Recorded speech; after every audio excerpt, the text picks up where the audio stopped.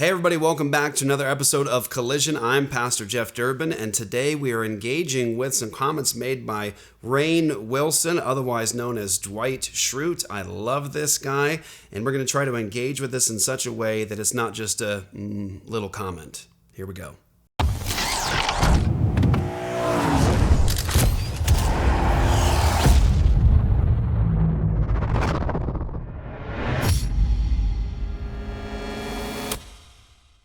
So I love Rainn Wilson. I think he's a phenomenal actor. He's fun to watch. I thought some of his stuff in The Office was just incredible and amazing. He's just someone who brings me so much joy. So I love Rainn Wilson. Rainn Wilson is popular today, talking a lot about spirituality, spiritual things.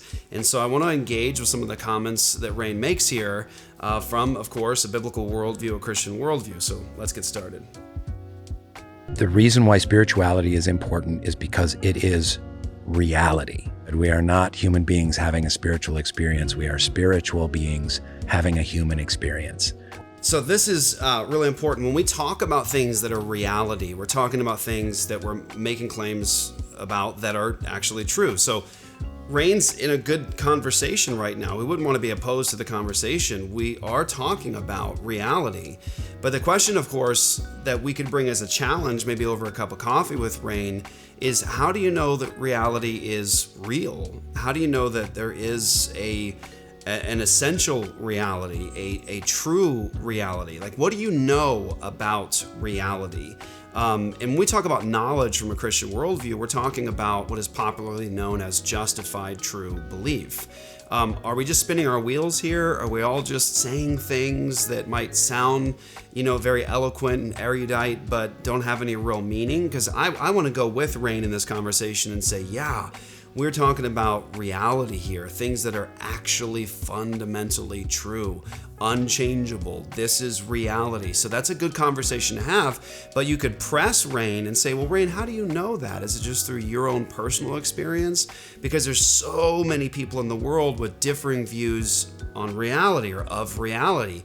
And so what is reality, and how do you justify your belief in what is actually true, what is real? And so I want to just start this not by chastising Rainn, but actually saying, no, it's a good conversation and it's an important one. But do you have a foundation that can make sense of the questions, the great questions, the important questions about reality? Now, he makes the claim here at the beginning.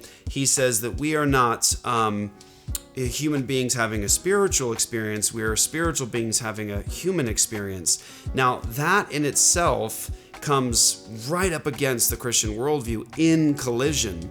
And this is what's really important here in this conversation, and I think why this particular video and these claims are important to engage with, because actually what Rainn says here is it's wrong. It's not full. It's not complete. It's not reality. But what he says here is in reality bought into by a lot of Western Christians today. This is not true from a biblical perspective. We're not human beings having a spiritual experience. We're spiritual beings having a human experience. That kind of dichotomy is, of course, rooted in paganism and pagan thought. You see it in dualism. You see it even in Gnosticism in some ways, some expressions of Gnosticism. But many Christians actually think like this today. They think just like that. Like the ultimate goal is the spiritual.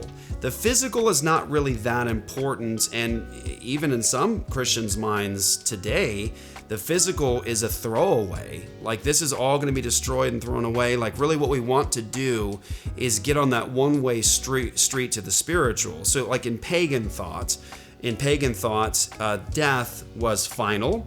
In pagan thought, death was essentially that one-way street to the spiritual. If they believed in a spiritual realm and an afterlife, it was a one-way street to that ultimate spiritual experience. We want to get to that higher spiritual story, which is the spiritual.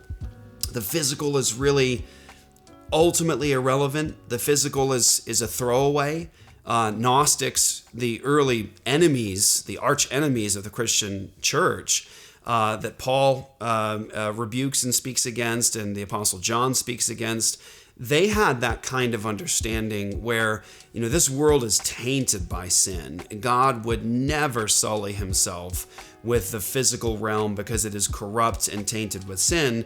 And so in reality, it's the spiritual that is premier. The spiritual is to be highlighted and pursued. And what we need to do is get to that spiritual experience out there somewhere. What matters is the spiritual, not so much the physical and the humanity portion. This is in total collision to the basic parts of the Christian worldview. Just go with me for a second here as we engage with Rainn. It's important. The biblical worldview starts with the spiritual and the physical harmoniously together, right? Not simply compartmentalized and the physical not so important and the spiritual is the really greater thing over here. But humanity is in the image of God. God is spirit. Jesus said that God is spirit, and so we know that's God's nature. God's nature is spirit. But he creates a physical cosmos, a physical world, a physical creation, physical creatures, and a physical humanity in this life, in this world. And in the beginning of the biblical story, humanity is harmoniously together with the spiritual and the physical. Both are good. Both are creations of God.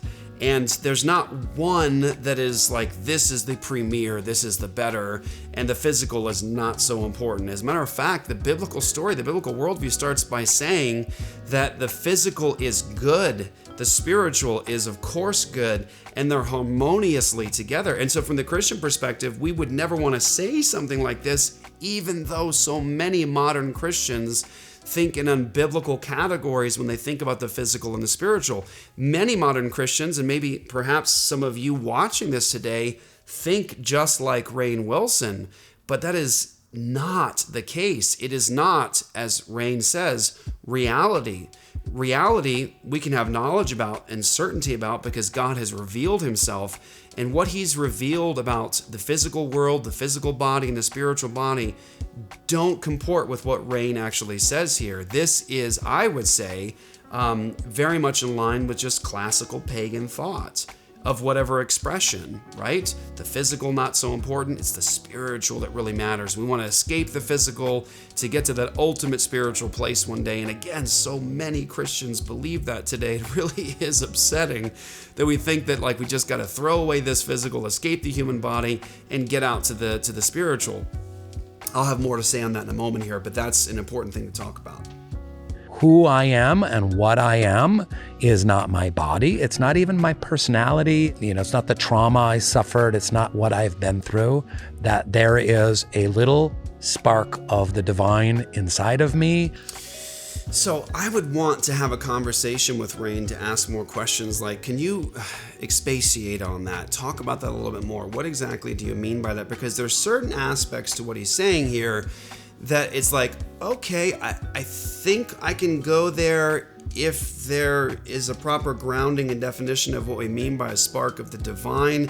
If you mean that we are like one with the universe and all is one and we're all divine and part of this oneness, there's a popular way of describing this. The difference between Christian worldviews and all other worldviews is a distinction between oneism and twoism. In oneism, that's all pagan thought. All is one. We're all part of the universe. The universe is divine in some sense. All is one. We're all part of this oneness. There's no creator, creation distinction, and so all is one. So there's oneism, right? And so you have a lot of language connected to that worldview, we're all one and part of the divine. We have the divine essence. Now, we would totally reject that because the biblical worldview, again, going back to creation, is the creator, creation distinction. There is two, creator, creation distinction. God is God by nature. We are not God by nature. We are the creatures, not creator. We are not divine by nature or in essence. However, when someone says a spark of the divine, I want to say, if you mean oneism, that kind of spark of divine Absolutely not. We are not by nature God or the essence of God. But if you mean a spark of the divine, just in the general sense of there is something unique and distinctive about the Christian, about the image bearer of God, and that we are actually, in fact, in the image of God, the imago Dei, and we are different and higher than and something distinct from all other creation, I would say, yeah, because you're in the imago Dei. You are made to reflect the glory, in many ways, the character and attributes in some senses of the Creator himself. So if you mean a spark of the divine in that sense, I would say if you mean that God created us in the imago Dei, okay, I think there's better ways to talk about it than that. But he makes a point here about you are not simply the expression of your physicality. And again, I would want to have more conversations with Rainn to say, like, what do you mean by that? Let's talk about that. Because I would agree that the human being, because we are actually physical, spiritual beings together, that we are not to be identified simply by the physical. This is so critical, so important. Human beings in the biblical worldview are both physical and spiritual beings harmoniously together. And of course, sin has disrupted that relationship and the relationship of creation itself and our relationship with God. Jesus heals that. But we are not to have our identity rooted simply in, say, the physical abnormalities or the brokenness in our physicality. It's really important that we would say that. Our identity needs to actually be rooted in Jesus Christ and our union with the God-man who, of course, is God who took on flesh. So that's important too. Just think about the Christian worldview. Fundamental assertion: God became a man. The Word became flesh and dwelt among us. So this distinction between the physical and the spiritual with Rainn Wilson is something that is actually not biblical, because God shows the fundamental goodness of humanity, the human body, in that God takes on flesh to redeem physical humanity.